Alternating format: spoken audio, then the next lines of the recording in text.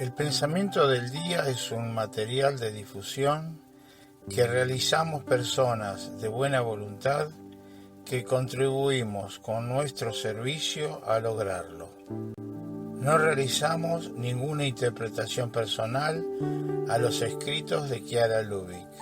Solo lo difundimos lo más fiel posible. Palabra de vida, febrero de 2025. Examínenlo todo y quédense con lo bueno.